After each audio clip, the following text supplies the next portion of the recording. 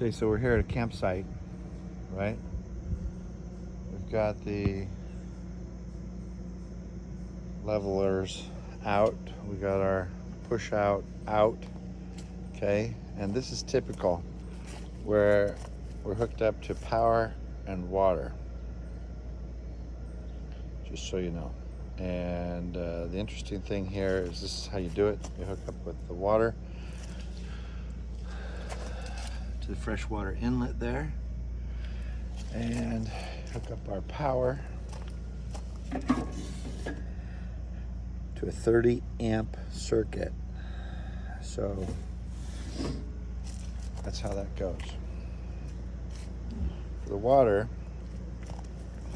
this is a pressure regulator. So just in case this has way too much pressure, that'll blow all your fittings out in the rig. This is a pressure regulator that reduces it down to a normal level of like 30 pounds. Got my white hose, which is the fresh water hose, and not to be confused with any other garden hose. And that goes to this freshwater inlet.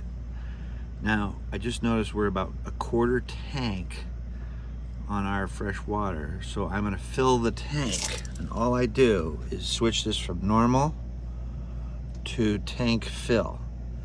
Okay, the only problem is this water pump, see the green light there, can't be on. If that is on, it won't fill.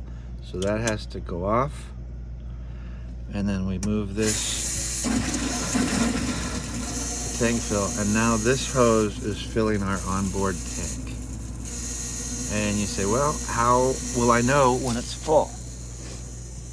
I will show you. You come over to the other side. There's a little door. Okay. And there's our water. And we keep this door open because it's got a seal. It'll be hard for the air to escape the tank. So we keep that open until water starts exiting here.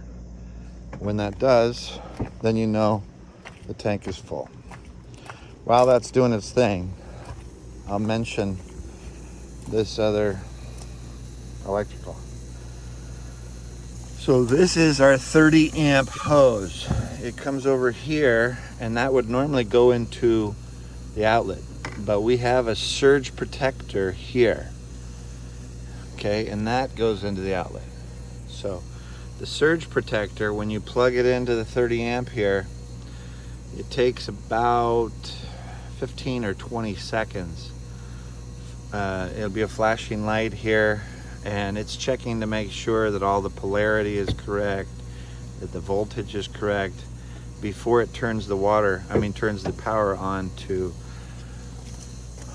our RV, because we don't want to blow up all the TVs and all the other stuff.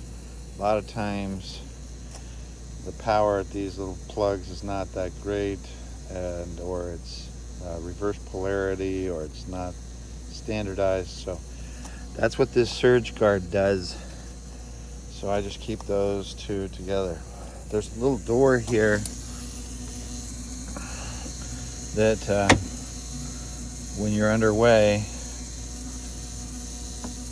we'll keep that all buttoned up together. But when we're at the RV place here, the camping spot, we open those up, and the cord will go through there so that we can close everything down and have it look nice and tight. See? So that's how that goes. Water and power. When the water exits this other side, which it will probably take a couple more minutes to do, when it does, then we will shut this down. We will turn that back to normal, and then you can put the water pump back on.